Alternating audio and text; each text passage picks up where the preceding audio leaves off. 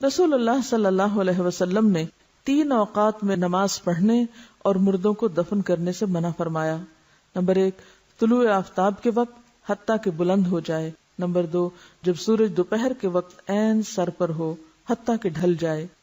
اور نمبر 3 غروب آفتاب کے وقت حتیٰ کہ غروب ہو جائے. یعنی جن اوقات میں نماز پڑھنا منع ہے انہی میں دفنانا بھی. ابن عمر رضی اللہ عنہ سے روایت ہے کہ نماز جنازہ نماز فجر اور نماز عصر کے بعد ادا کی جا سکتی ہے. یعنی فجر کی نماز پڑھ کے ساتھ ہی جنازہ پڑھا جا سکتا ہے. حرم میں عام طور پہ ایسے ہوتا ہے. اسی طرح عصر کی نماز کے بعد بعض اوقات جنازہ پڑھا جاتا ہے.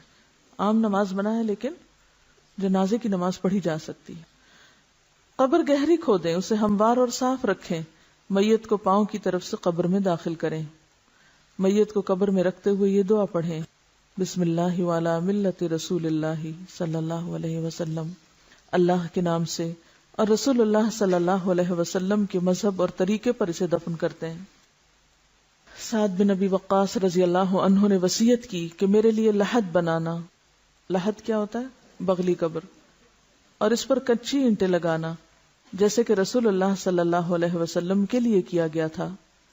آپ صلی اللہ علیہ وسلم کی قبر اونٹ کی کوہان جیسی تھی. پھر قبر پر مٹی ڈال کر سب لوگ میت کے لیے بخشش اور ثابت قدمی کی دعا مانگے. جنازہ کے بعد قبرستان سے نکل کر دعا کرنا رسول اللہ صلی اللہ علیہ وسلم سے ثابت نہیں. قبروں کو پختہ بنانے کی ممانعت. قبروں کو اونچا کرنا، پختہ بنانا، ان پر گنبد اور قبے بنانا حرام ہے. جابر رضی اللہ عنہ کہتے ہیں کہ رسول اللہ صلی اللہ علیہ وسلم نے پختہ قبریں اور ان پر عمارت وغیرہ بنانے سے منع کیا. نیز آپ نے قبر پر بیٹھنے اور ان کی طرف منہ کر کے نماز پڑھنے سے بھی منع فرمایا ہے. چاہے کوئی شخص مجاور بن کے بیٹھے یا چلہ کشی کے لیے، سب ناجائز ہے.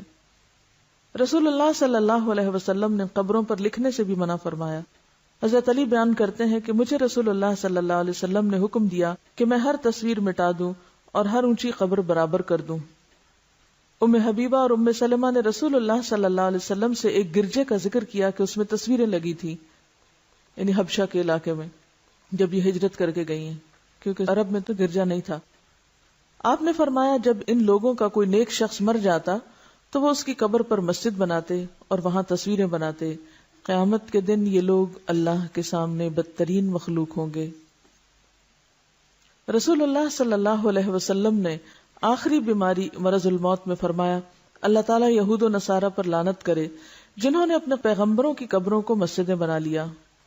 حضرت عائشہ نے فرمایا اگر اس بات کا ڈر نہ ہوتا کہ لوگ آپ کی قبر کو مسجد بنا لیں گے تو آپ کی قبر کھلی جگہ میں ہوتی، یعنی اس ریسٹرکٹڈ ایریا میں نہیں. اور یاد رکھیے کہ یہ جو قبر کے ساتھ مسجد نبوی ہے یہ قبر کی وجہ سے نہیں بنائے گی. مسجد پہلے تھی اور قبر قریب بنائے گی اور پھر وسعت کی وجہ سے وہ ایک طرح سے جیسے مسجد کے اندر شامل ہوگی، حالانکہ اب بھی وہ ایک طرح سے الگ ہے، ایک کارنر پر ہے، بیچ میں نہیں آئی. ساری ایکسٹینشن پیچھے کی طرف ہوئی، آگے نہیں ہوئی.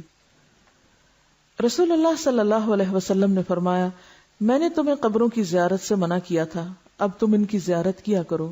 ایک روایت میں ہے قبروں کی زیارت موت یاد دلاتی ہے.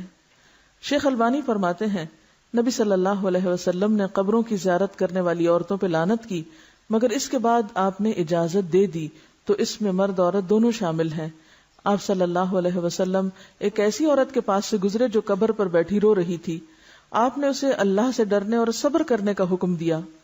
اگر عورتوں کا قبرستان جانا ناجائز ہوتا تو آپ اس کو قبرستان آنے سے بھی منع کرتے، صرف رونے سے نہیں بلکہ وہاں بیٹھنے سے یا آنے سے بھی.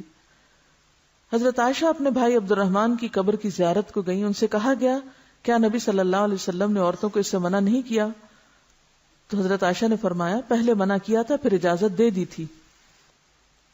حضرت عائشہ فرماتی ہیں میں نے نبی صلی اللہ علیہ وسلم سے پوچھا جب میں قبرستان میں جاؤں تو کون سی دعا پڑھوں، اور آپ نے دعا سکھائی. تو اس سے کیا پتہ چلتا ہے کہ عورت جا سکتی ہے لیکن کثرت سے جانا منع ہے، ورنہ تو آپ کہتے کہ تم نے جانا ہی کیا ہے وہاں تو کیوں یہ دعا سیکھتی ہو. حضرت ابو ہریرہ سے روایت ہے کہ رسول اللہ صلی اللہ علیہ وسلم نے کثرت سے قبروں کی زیارت کرنے والی عورتوں پہ لعنت فرمائی ہے. اس سے پتہ چلتا ہے کہ بکثرت زیارت منع ہے مگر کبھی کبھار جانے کی رخصت موجود ہے. وجہ کیا ہے؟ آپ صلی اللہ علیہ وسلم فرمایا فزوروها فانها تزهد الدنيا وتذكر الاخرہ، ان کی زیارت کیا کرو کیونکہ یہ دنیا سے بے رغبتی کرواتی ہے انسان کو اور آخرت کی یاد دلاتی ہیں۔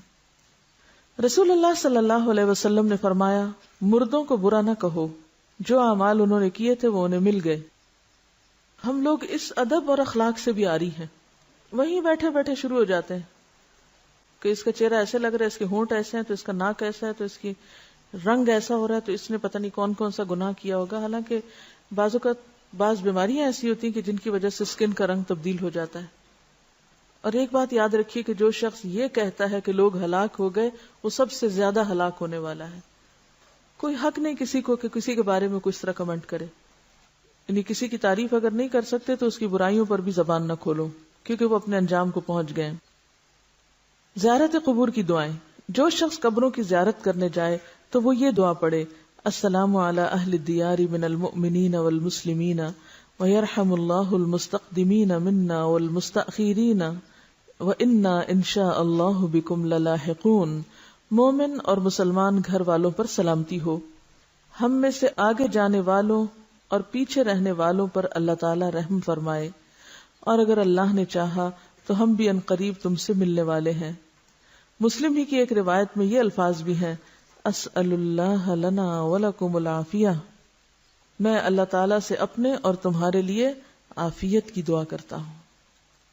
آپ نے سوال یہ کیا تھا کہ اگر کوئی شخص کہیں فوت ہو جائے تو اس کو ٹرانسپورٹ کر کے دوسری جگہ لے جایا جا سکتا ہے؟ پسندیدہ تو یہی ہے کہ جہاں کوئی فوت ہوئے وہیں دفن کرے، کیونکہ زمین تو ساری اللہ کی ہے۔ کیونکہ ظاہر ہے کہ کسی مردے کو ٹرانسپورٹ کرنا آسان کام نہیں، الا یہ کہ کہیں کوئی مسلمانوں کا قبرستان نہیں یا کوئی جگہ نہیں مل رہی تو دوسری جگہ لے جا کے دفن کر دیں، لیکن کتنا خرچ اٹھتا ہے اس پہ۔ مجھے یاد ہے کہ ایک زمانہ تھا کہ جب انگلینڈ میں رہنے والے مسلمان تقریباً سارے مردوں کو پاکستان روانہ کرتے تھے اور اس کے لیے باقاعدہ فنڈ ریزنگ کرتے، چندے اکٹھے کرتے اور ہزاروں پاؤنڈ اس پہ خرچ کرتے تھے۔ میرے خیال میں اگر وہیں پر قبرستان کا انتظام کر لیتے، جب اپنے گھر انہوں نے وہاں بنائے ہوئے ہیں تو مردوں کے لیے پاکستان ہی کیوں، ان کو بھی وہیں چھوڑ دیں۔ اسی پیسے سے اگر ہر کوئی اپنے اس مردے کے نام پہ ایک ایک سکول اپنے گاؤں میں بنوا دیتا تو کتنے بچوں کی تعلیم کا انتظام ہو جاتا اور اس مردے کے لیے بھی صدقہ جاریہ ہوتا۔ ہم بعض اوقات غیر ضروری جگہوں پر مال خرچ کرتے ہیں، حالانکہ اس سے بہتر مقامات اور مواقع موجود ہوتے ہیں جن پہ اگر تھوڑا سا غیر جذباتی ہو کے سوچا جائے تو بہت فائدہ ہو سکتا ہے۔ جیسے اگر ایک مردے کے اوپر 1000 پاؤنڈ بھی خرچ آئے، مجھے نہیں معلوم آج کل کتنا ٹکٹ ہے مردے کے لیے، کیونکہ وہ ایک سواری کا نہیں، ویسا 2 یا 3 کے برابر ٹکٹ ہوتا ہے، اس کو ویسے بھی وہ لگیج میں ڈال کے بھیجتے ہیں، اندر جہاز میں اوپر تھوڑی رکھتے ہیں۔ تو کرامت کے بھی خلاف بات بنتی ہے نا، کہ ایک شخص جو فوت ہو چکا ہے، اب اس نے جانا زمین میں ہی ہے، وہاں اس زمین میں ڈالنے کے لیے کسی اور زمین میں آپ اس کو بھیج رہے ہیں، اور پھر اس سے حاصل کیا ہوگا؟ یعنی صرف دوسروں کی تسلی کے لیے، اور پھر اس پہ کتنے کتنے دن گھروں میں، وہ تو ایک خرچہ ہے نا کہ ٹکٹ آپ کو وہاں سے لینا پڑے گا، اس کے لیے 1000 پاؤنڈ اگر لگتا ہے تو آج کل 1000 پاؤنڈ جو ہے وہ تقریباً میرے خیال ہے لاکھ کے برابر ہے، یہ زیادہ ہے، میرے خیال ہے 1,14,000 یا 20 کچھ اس طرح بنے گا۔ اب اتنے پیسوں میں آپ کسی ایک گاؤں میں 2 کمروں کا اسکول بنا سکتے ہیں۔